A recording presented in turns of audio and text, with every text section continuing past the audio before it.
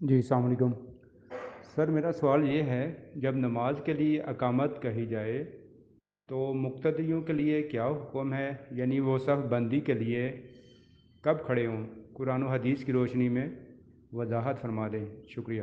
علیکم السلام ورحمۃ اللہ وبرکاتہ، نحمدہ ونصلی علی رسول الکریم، اما بعد فاعوذ باللہ من الشیطان الرجیم،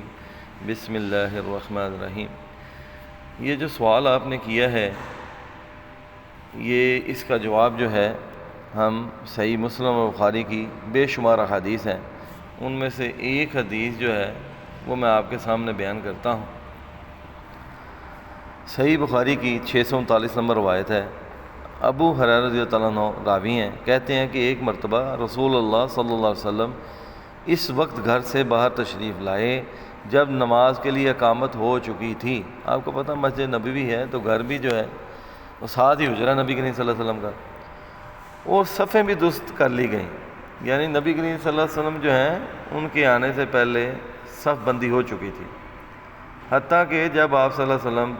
مصلی پر کھڑے ہو گئے تو ہم آپ کے اللہ اکبر کہنے کا انتظار کرنے لگے،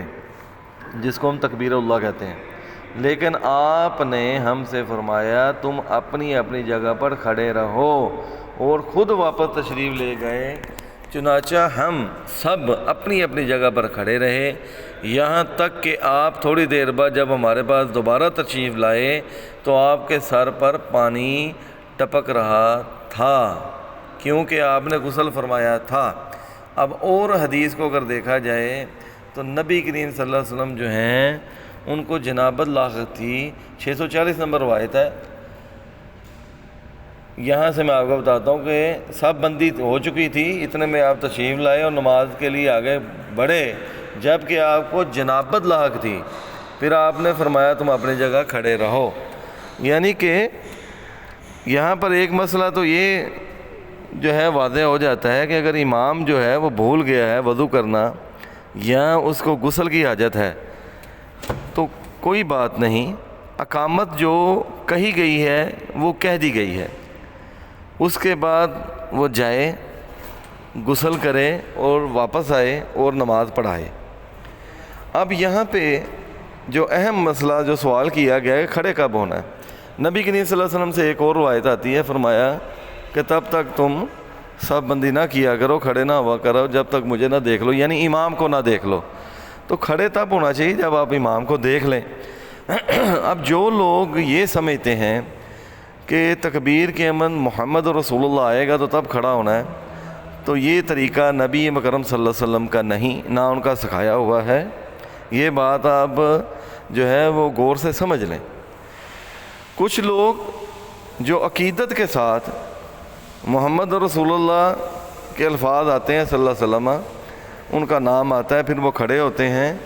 تو وہ عقیدت ہے ان کی، وہ عقیدت دکھاتے ہیں کہ بھائی ہم جو ہے وہ ہمیں محبت ہے نبی کریم صلی اللہ علیہ وسلم کی، ہماری سر آنکھوں پہ ہیں وہ، تو اس لیے ہم جو ہے وہ جب نام آتا ہے تب کھڑے ہوتے ہیں، اتنی دیر تک وہ بیٹھے رہتے ہیں۔ تو میں ان سے یہ سوال کرتا ہوں کہ جس وقت اللہ اکبر سے تکبیر شروع ہوتی ہے